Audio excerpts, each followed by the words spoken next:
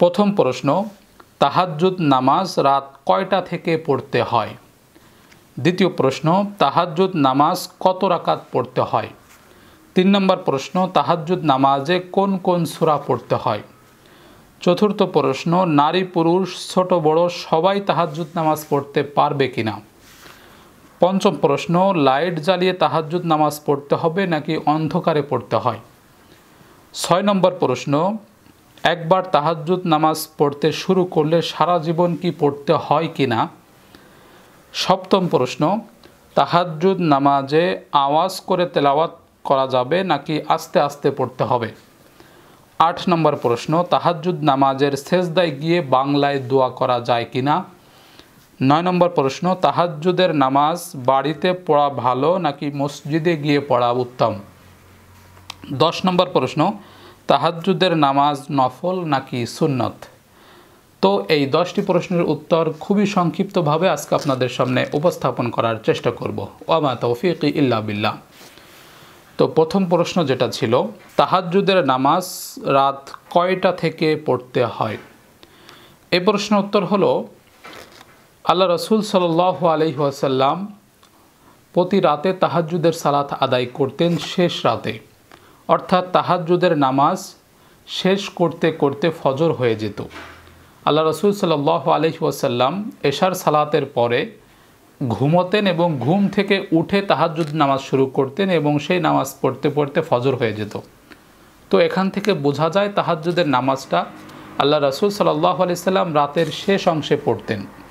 এবং সহিহ বুখারীর 1079 নম্বর হাদিসের মধ্যে উল্লেখ আছে, আল্লাহ রব্বুল আলামিন রাতের 1/3 শেষ অংশে প্রথম আসমানে নেমে আসেন এবং বান্দাদেরকে ডাকতে থাকেন, কে আছো এমন আমার কাছে কোনো কিছু চাইবে, আমি তাকে দিয়ে দেব?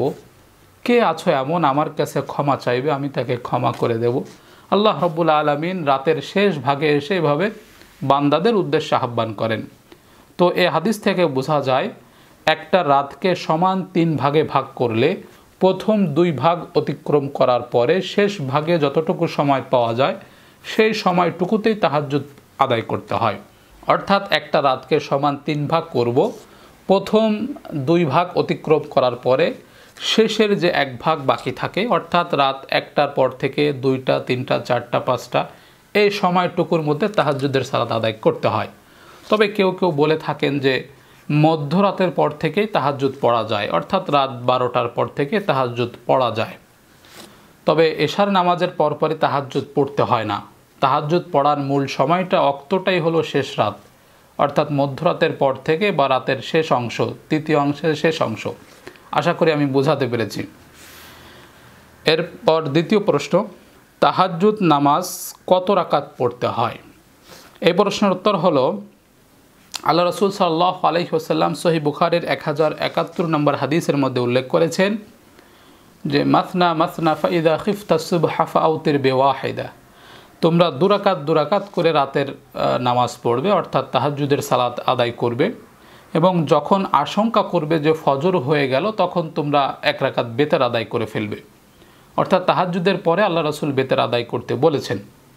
যদি কেউ তাহাজ্জুদ না পড়ে তাহলে এশার পরে বেতের পড়ে ফেলবে, আর যদি তাহাজ্জুদ পড়ে তাহলে তাহাজ্জুদের পরে আল্লাহ রসুল বেতের পড়তে বলেন।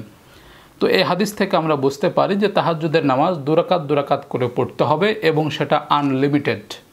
আপনি যদি অল্প সময় পান, ঘুম থেকে ওঠার পরে ফজরের আগে যদি অল্প সময় পান তাহলে আপনি 2 রাকাত তাহাজ্জুদ পড়বেন। যদি বেশি সময় পান তাহলে 2 রাকাত করে আপনি 4 রাকাত 6 রাকাত 8 রাকাত বা 10 রাকাত 12 রাকাত 14 রাকাত এভাবে আপনি যত সময় পাবেন তত লম্বা পড়তে পারবেন। এরপর তৃতীয় প্রশ্ন, তাহাজ্জুদের নামাজে কোন কোন সূরা পড়তে হয়? এই প্রশ্নের উত্তর হলো, তাহাজ্জুদের নামাজে আপনি যে কোনো সূরা পড়তে পারেন। আপনার যতগুলো মুখস্থ আছে আপনি চাইলে 1 রাকাতেই সবগুলো পড়ে ফেলতে পারেন। আবার আপনার ছোট ছোট যে সূরাগুলো আছে মুখস্থ আছে সেগুলো আপনি এক একটা সূরা এক একটা রাকাতে পড়তে পারেন। এখানে আপনার নির্দিষ্ট করে দেওয়া নাই যে এই সূরা পড়তে হবে, এরকম কোনো নির্দিষ্ট নেই। এরপর চতুর্থ প্রশ্ন, নারী পুরুষ ছোট বড় সবাই তাহাজ্জুদ পড়তে পারবে কি না? এই প্রশ্নের উত্তর হলো, জি পারবে। নারী হোক পুরুষ হোক ছোট হোক বড় হোক সকলেই তাহাজ্জুদ পড়তে পারবে।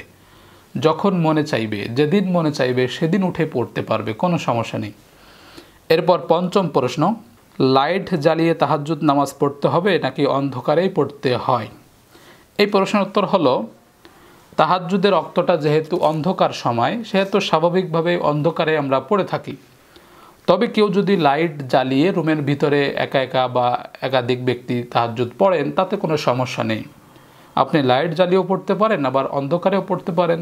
এখানে আলো জ্বালিয়ে বা অন্ধকারে পড়ার মতো নির্দিষ্ট কোনো নিয়ম নেই। আপনি চাইলে অন্ধকারেও পড়তে পারেন, আলো জ্বালিয়েও পড়তে পারেন।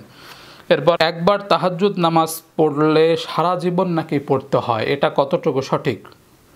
এই প্রশ্নের উত্তর হলো, আপনি যদি জীবনে একবার তাহাজ্জুদ নামাজ পড়েন, তারপরে যদি আপনার আরও পড়তে মনে চায়, তাহলে আপনি আরও পড়বেন। কিন্তু আপনি একবার পড়লে যে প্রতিদিন পড়তে হবে, বিষয়টা এরকম না। আপনি বারবার না পড়লে যে আপনার কোনো ক্ষতি হবে, বিষয়টা এরকম না। অনেকের মধ্যে এটা নিয়ে কেন জানি একটা দ্বিধাদ্বন্দ্ব তৈরি হয়ে আছে যে তাহাজ্জুদের নামাজ নিয়মিত পড়তে হয়, মাঝে মাঝে পড়া যায় না। এরকম একটা কনসেপ্ট কোত্থেকে আসলো আমার বুঝে আসে না।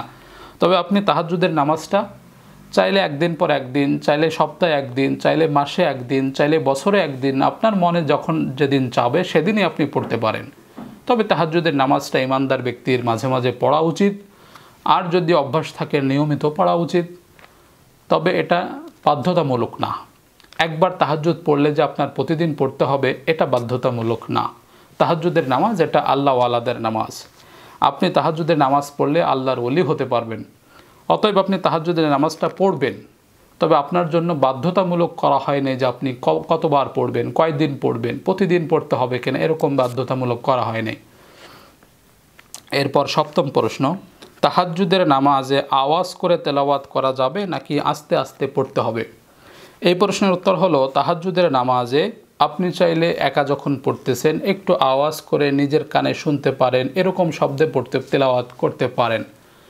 তবে আপনি চাইলে জিহ্বা নাড়িয়ে আস্তে আস্তে আস্তে আস্তেও পড়তে পারেন।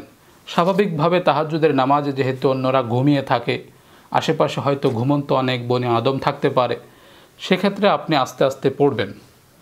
তবে যদি আপনার আশেপাশে ঘুমন্ত কোনো ব্যক্তি না থাকে, আপনার আওয়াজের কারণে অন্য ব্যক্তি যেন ঘুম ভেঙে না যায়, এরকমটা যদি হয়, তাহলে আপনি জোরে জোরেও পড়তে পারেন। এরপর অষ্টম প্রশ্ন, তাহাজ্জুদের নামাজের সেজদায় গিয়ে বাংলায় দোয়া করা যাবে কিনা? এই প্রশ্নের উত্তর হলো, যাবে। তাহাজ্জুদের নামাজ যেহেতু নফল সুন্নাত নামাজ, এই নামাজে আপনি বাংলায় দোয়া করতে পারেন, নিজের ভাষায়, মনের ভাষায় দোয়া করতে পারেন। যখন আপনি সেজদায় যাচ্ছেন, সেজদায় গিয়ে চোখের পানি ফেলে আল্লাহ রাব্বুল আলামিনের কাছে দোয়া করবেন। আপনার মনে যত আকুতি আছে সব প্রকাশ করবেন আপনি তাহাজ্জুদের নামাজের সেজদার মধ্যে। আপনি যখন আল্লাহু আকবার বলে জমিনে মাথা ঠেকাচ্ছেন, তখন আপনি নিজের মনের ভাষায় দোয়াগুলো করবেন, আল্লাহর কাছে চাইবেন, এতে কোনো সমস্যা নেই। এরপর নবম প্রশ্ন, তাহাজ্জুদের নামাজ বাড়িতে পড়া ভালো নাকি মসজিদে পড়া ভালো? এই প্রশ্নের উত্তর হলো, তাহাজ্জুদের নামাজ যেহেতু আপনি ঘুম থেকে উঠে তারপরে পড়তে হয়, কাজেই আপনি আপনার বাড়িতেই ঘুমান, এটাই স্বাভাবিক। মসজিদে গিয়ে তো আর আপনি ঘুমান না। যেহেতু আপনি বাড়িতে ঘুমান, আপনি ঘুম থেকে উঠে বাড়িতেই কোনো একটা মুসাল্লা বিছিয়ে আপনি নামাজ পড়বেন, এটাই উত্তম। তবে মসজিদে যেয়ে যদি আপনার পড়তে হয়, বাড়িতে যদি সেরকম পরিবেশ না থাকে, নামাজ পড়ার মতো পবিত্র স্থান না থাকে, তাহলে আপনি মসজিদে গিয়ে পড়তে পারেন যদি সুযোগ থাকে। তবে বাড়িতে তাহাজ্জুদের নামাজ পড়াটাই উত্তম। আল্লাহ রাসূল সাল্লাল্লাহু আলাইহি সাল্লাম নিজের ঘরেই তাহাজ্জুদের নামাজ পড়তেন। এরপর সর্বশেষ প্রশ্ন, তাহাজ্জুদের নামাজ নফল নাকি সুন্নত? এই প্রশ্নের উত্তর হলো, তাহাজ্জুদের নামাজ যেহেতু আল্লাহ রাসূল সাল্লাল্লাহু আলাইহি সাল্লাম পড়তেন এবং সাহাবাদেরকে পড়তে বলতেন, সেহেতু এটাকে সুন্নত বলা যায়। তবে এটা নফলেরও অন্তর্ভুক্ত। মনে রাখতে হবে, ফরজ ওয়াজিবের বাহিরে যত ইবাদত আছে সবই নফলের অন্তর্ভুক্ত। নফল শব্দের অর্থ হলো অতিরিক্ত, অর্থাৎ ফরজের অতিরিক্ত।